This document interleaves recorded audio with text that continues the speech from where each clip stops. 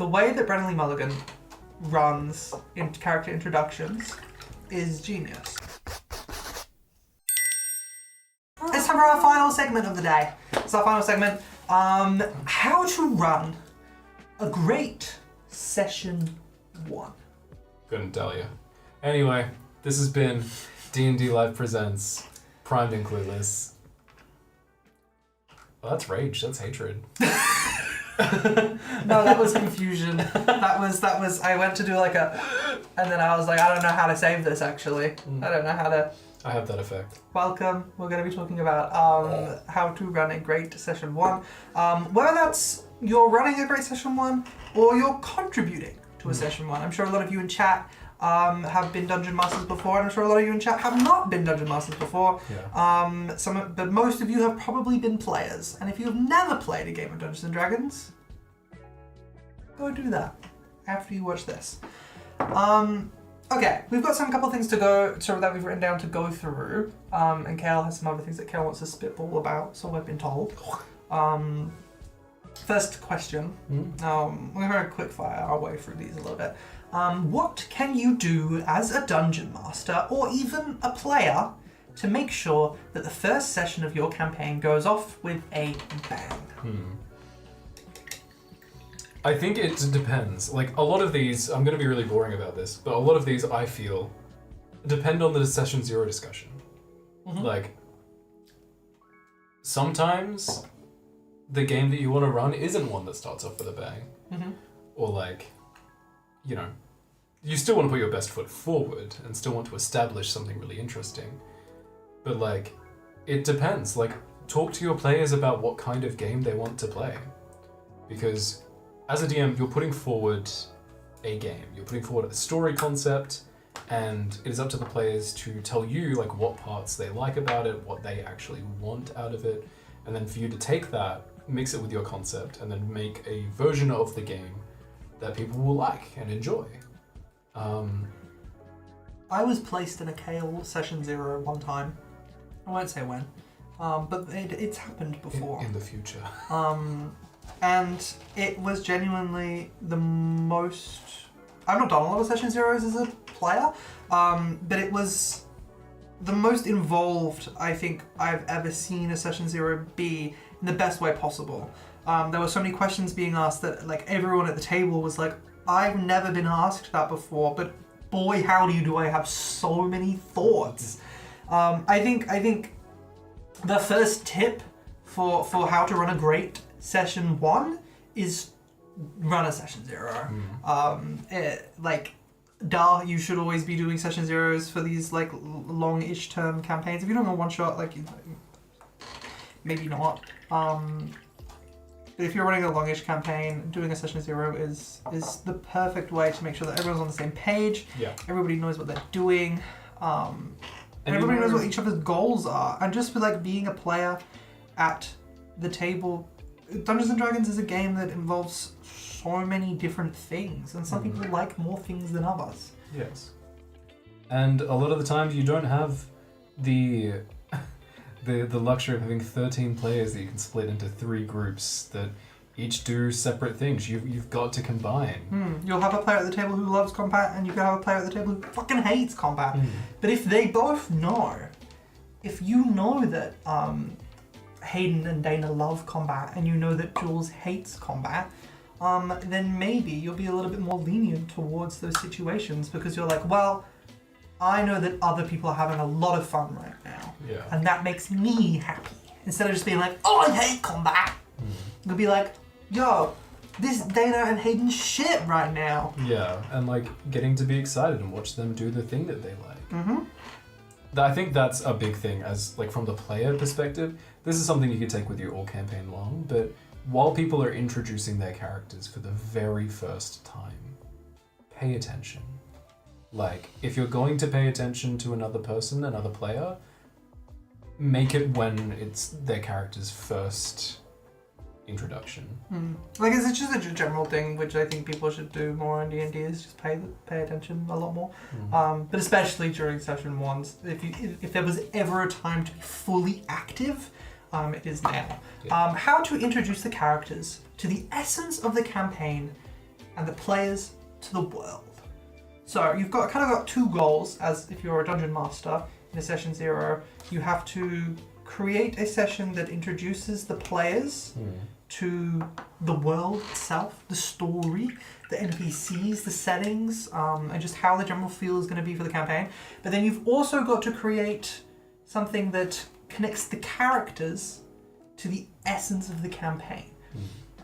This is where I think Critical Role Campaign 4, Episode 1, which we were talking about before, comes in handy. The way that Brennan Lee Mulligan runs into character introductions is genius, because it makes the characters feel involved with something that is going on, and it makes everyone else at the table understand everyone else's characters because of these introductions. Yes. If you look at let's take campaign 4 for example. That is a campaign that starts off with Liam's character watching his brother get killed. That perfectly sets up how Liam's character is going to be feeling in the campaign. Sets up the world, sets up the story for Liam, and it sets up everyone's understanding of Liam's character, which is that this is a man who's experiencing grief. And to watch and learn so much about his character through how he is experiencing grief. And then we take the introduction of Thimble, right? We've got this person who was supposed to be saving the guy who died, but failed to save the guy who died because she got ambushed by a bunch of people and got knocked unconscious. Her introduction to the table is when a couple of the other players find her on death saves in a sewer grate. That is Laura Bailey's introduction to the world, with the pressures of what her character needed to do and what her character failed to do. And it is the rest of the players at the table's introduction to this character, and they learn so much about her without knowing anything about her in the span of a few seconds. She doesn't even have a last name. She's just Thimble. I think the fact that a lot of these characters reacting to the worst case scenario, probably having the worst day of their life, instantly tells you everything you need to know about them. Because, like, it's something you normally have to wait forever for as a player and as a DM to, like oh, when the chips are down, what is this character really like? But there is no, there should be no stigma against starting at that point. You should always introduce your player's characters in a situation that highlights something important about their character, specifically something important to the campaign as a whole. It is something that I learned from watching actual plays, when I was thinking, like, why do my D&D campaigns, like, where can you start them? Everyone's always like, oh, don't start in a tavern, blah, blah, blah, blah, blah. How do I make everyone feel connected and intertwined together? It is to introduce people with a situation that outlines the character, outlines their needs, their wants, their desires, and how they interact with the world around them. Even in a simple, like, non-dire situation as a campaign as, like, Fantasy High, the first season of Fantasy High for Dimension 20, introduces all of the characters by, like, their relationships with their parents, because they're teenagers. It all starts off of them, like, being in their little houses at home, and you get to understand, like, their drives, their desires, how they want to be different from their parents, and, like, what they're, like, ashamed of and what they're proud about through these relationships that they have. Introductions through relationships is more. Like, having PCs that know each other and have a history and a past, very, very good. Very, very cool. Even if it's something that, like, comes to you during the session. One of my favorite things, it's a cheat that I like to do. I love, like, my favorite, I'm going to start this sentence eventually. My favorite part about world building is factions, making the factions. And having a set list of factions and having them all available. Like, doesn't matter how many strings you've got to pull to make every faction available to your players, make them all available. Because that ties them instantly to the world. And also, like, having the faction's goals be clear-cut and, like, an important part of the world building tells you a lot about the character as well. Because, like, okay, well, what made them join this faction? Why are they a part of this faction? Like, do they believe in the same goals? Or are they here for other reasons and means? And it's such a... because, like, you don't have to get bogged down in courtroom scenes and like diplomacy and that sort of thing. If you know what the faction is, and that will come from the players describing themselves and being like, I'm from this faction, I do this, then you already know a lot more about the world. And in tandem, you learn about the character as well at the same time. So I really like using factions as like a way to instantly tie characters to settings. Very well put. Thanks. I peed myself. How is your world enabling the characters your players want to play, and how to emphasize that? So, going into a session 1, what have you, as a dungeon master, planned for your players to do that isn't then just like engaging with the cool world that you've laid out, but is making it in a way that it is a world that they want to play in and be in? What cool little nuggets of joy and whimsy and entertainment have you splattered in to make it entertaining for the players? And vice versa, if you notice that, if you're a player and you notice that your dungeon master is excited about something that they're introducing, be excited. Yeah. Hype it up. This is why Travis Willingham is the best player to have ever graced Dungeons and Dragons. It's because when Matt Mercer sits at the table and he's like, and you see this big monster coming out with its toothy maw, and Travis is like, clutching his pearls with excitement and dramaticism. And there are other people at the table who are just like, oh yeah, maybe my character wouldn't care about this or something. Yeah. But Travis, as a player, is engaged. And that little vice versa between DMs and players is so important. All the time, but especially during session 1s, because if you don't get to do something cool as a player and have fun as a player during session 1, you're not probably ever going to have fun. I think something that I've been practicing recently is like, the world cannot be 100% yours. The world and the story cannot be 1,000,000% yours. It can't be like a Baldur's Gate situation where the story and the world are already programmed and you have set amount of paths that you can go down. I think you should have it so that the players and their input and their wants as players and their ability to improvise and their ability to come up with really silly plans. Like, I think you should allow for that, and you should have less concrete ideas about parts of your world and parts of the mission that lies ahead. You should have backup things. You should have you should allow for it to be a collaborative story.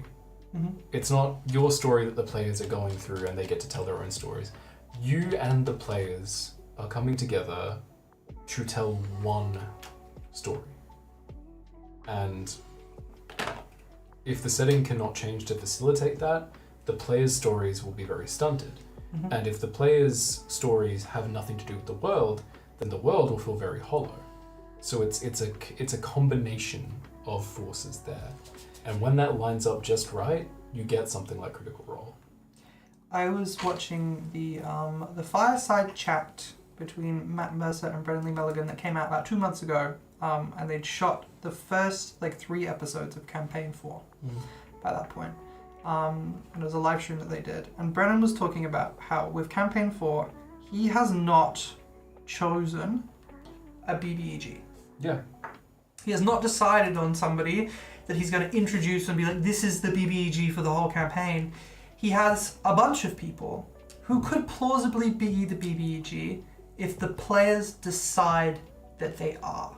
Yeah. If the players decide that what they are doing is evil enough to warrant them going through hell to stop them, then that's who will become the BBEG. Yeah. He's not going to try and force the narrative of a singular entity that is like ending the world. The players get to discover and choose their own BBEG. And that's cool because it's more personal that way.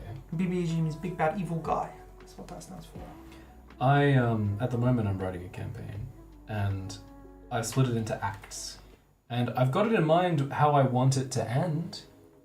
I want to end it with this big climactic moment, but I'm not going to start writing Act 2 until Act 1 is complete. Like, until the players have gone through and made their decisions for Act 1, I'm not going to even fucking think about Act 2. Because I need to have all of that open for, like, what the players decide to do. I do know what, like, in the road to Act 3, I do know, like, kind of what I want Act 2 to serve as. But until the players, like, make their decisions in Act 1, you've got to leave all of that space. Because they could make decisions and could, like, be going down a path that has nothing to do with the Act 2 that you've planned. And as such, you either railroad them into something they're not going to care about, or you have to, like, scrap everything you've already prepped. And again, it's that collaboration. Like, you gotta leave room for the other person to say their piece. There's a very common saying that in the D&D DM advice community, which is you should have just written a book. Yeah. I see a lot of posts of people being like, my players aren't doing the thing I want them to do, and they're not following the storyline that I presented for them. You should have just written a book. Yeah. You didn't want to play a collaborative storytelling game. You should have written a book and then asked your friends to come up with characters. Yeah, you should ask your friends to come up with characters for a book you were writing, then you should have gotten them to read it and be like, wow, that was really good. Not ask them to improv the book, but you've already written it. Yeah. I like to set up, I say this as if I've done it more than once. I like to set up a philosophical question that the antagonist is going to be asking with their actions and leaving it up to the players to be the answer. That's sick. The next note we have says, know what you're doing. Woof. Optional. You go into section 1. One of my big things whenever anyone ever comes to me and they're like, how do I be a good dungeon master? What do I do to run a session really well? One, have faith in yourself, obviously, trust your improv skills. But if you're concerned, write that shit down. Come up with plans. And don't stay too attached to them. Know what you're doing, but don't force what you know. Yeah. If you're worried that the players are going to show up in town and want to go to a tavern and you don't want to have to improv all of the NPCs in the tavern, go on Google and search up a random generated D&D tavern with random name generated NPCs. Because otherwise you're going to give 2 NPCs the exact same name and the party's going to be like, oh, that's a clue. Because you shouldn't dislike the fact that your players want to go explore your world and go meet new people. Yeah. And they might meet an NPC in this tavern that they really like and they want to stay friends with, and you can't just be like, no, he's not part of the story. They don't want to be friends with you because I don't care about them. No, your players care about them. And that's important. Getting a player to care about an NPC, hard. Really hard. So if they have adopted Bongle the Gongle, you best be damn sure you're writing Bongle the Gongle content for the next 3 years. All of you Harbinger House watchers of the little harbinger of houses, there's a little fucker in that called Kenzo. He was supposed to be a one-off NPC that they met one time to ask about a book with a spell in it. And they were supposed to be like, what does this spell mean? And he was supposed to be like, this is what that spell means. I know that because I'm old and wise and I know a lot about magic. That was supposed to be it. They brought that fucker with them for the rest of the campaign. Yeah. They took him everywhere they wanted to go. And that's beautiful. And I wasn't prepared for it, and that's my fault. I pre-prepped combat encounters that I forgot to add him to later on. Yep. Because I didn't account for the fact that the players would want to bring people, and that's my bad. Anyway, know what you're doing. I think sometimes people don't have a plan, and maybe this is more of a dog on players than it is on Dungeon Masters. I think there's a lot of expectations for Dungeon Masters to have so much prepared. And I think you should. I think you should have a lot prepared as a Dungeon Master, or have faith in yourself that you can wing it and you'll be happy with winging it. That's fine too. But I have played, and it's infuriating. I have played sessions of Dungeons and Dragons before, like one-shots and stuff, where I'm like, all right, this is what you need. Here's like a thing how to build your character. Here's everything. Session starts at 7 p.m. I've had players show up at 7 p.m. and their character's not done being made. They've not rolled their stats, or chosen their feats, or chosen their spells.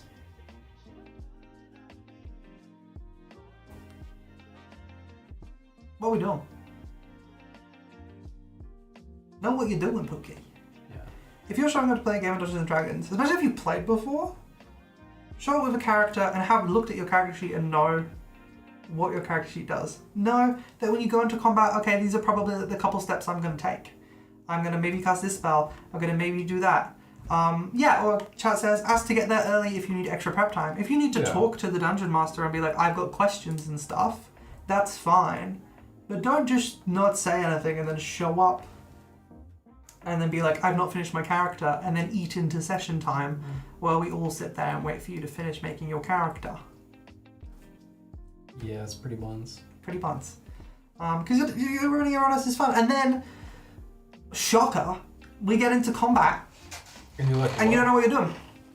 Because you just randomly pick these spells. Which, like, for a first-time player, that's fine. But, like,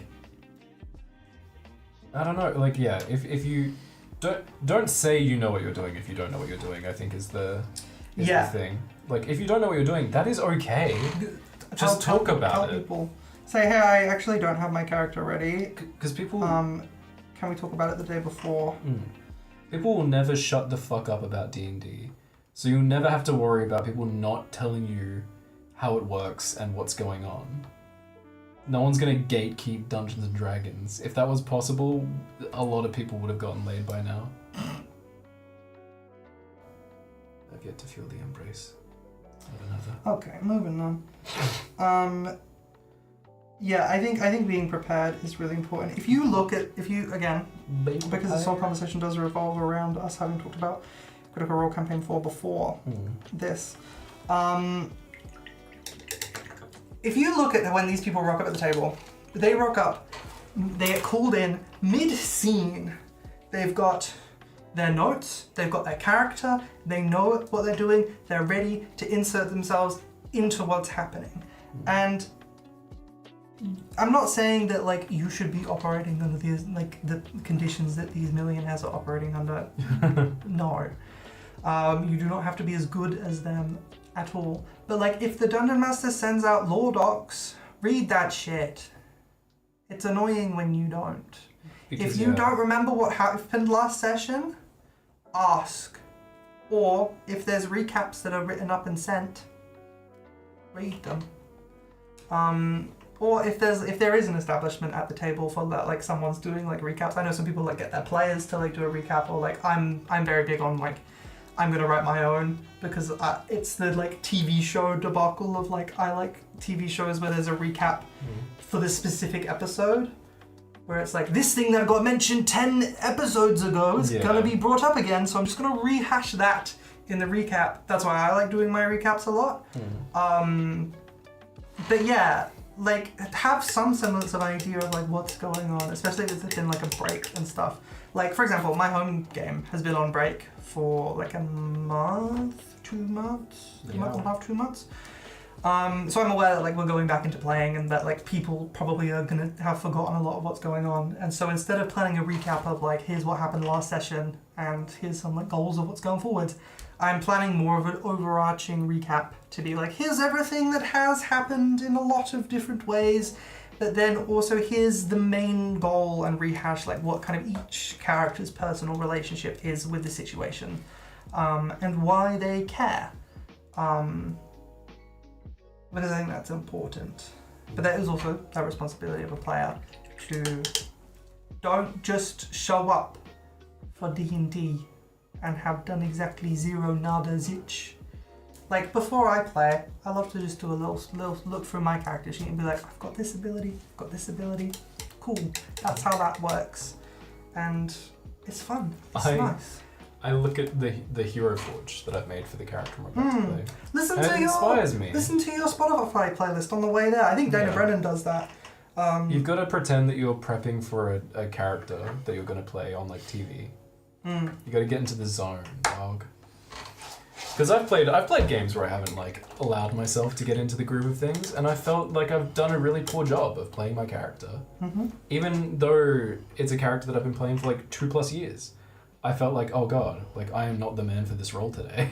And that's okay as well. Like sometimes you don't feel up to it. It is very taxing, but you can communicate that as well.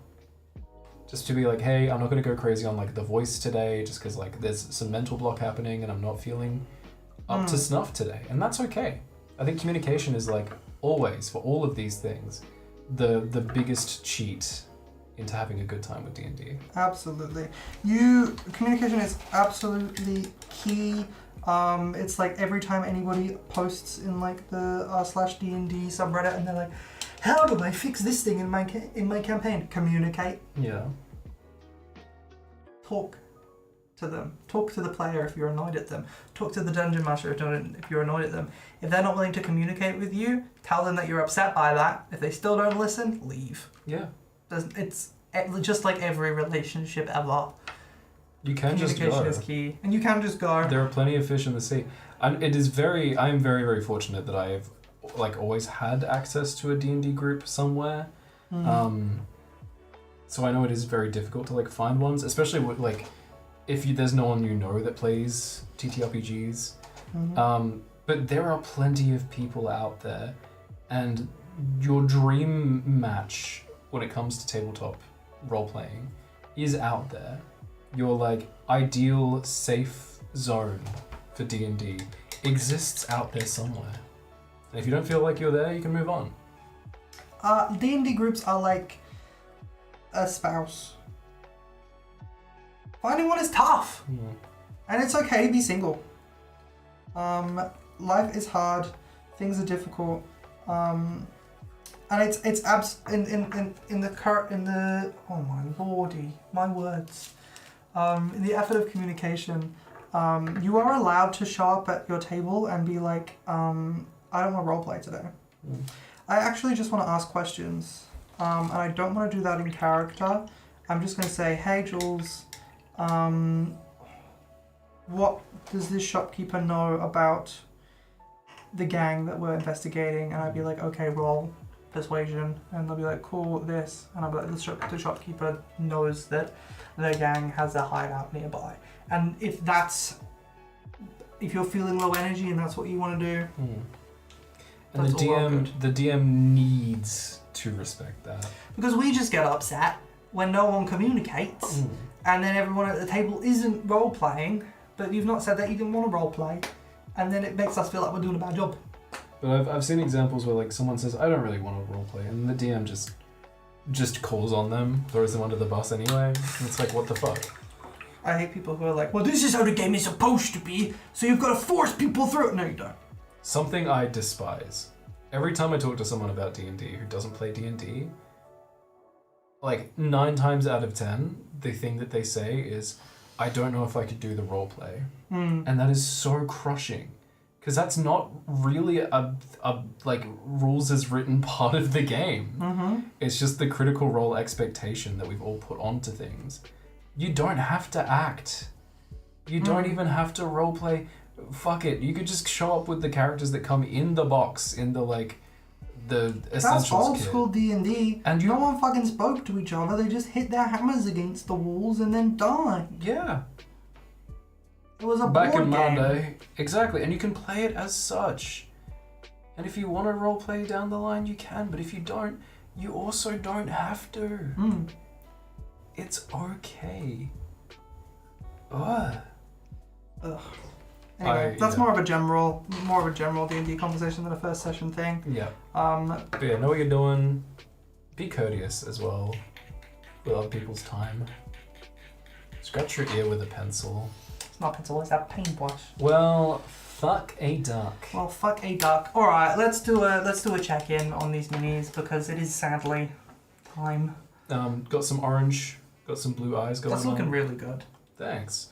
I might hit some of it with a black ink wash to get more of a darker look on them. But The one I gave you. yeah, but I do really like this guy.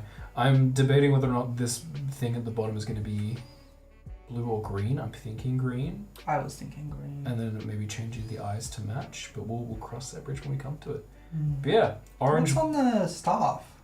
It looks like a little cat head with like one cyclops eye or two small cat eyes. Have you found painting zenithal highlights?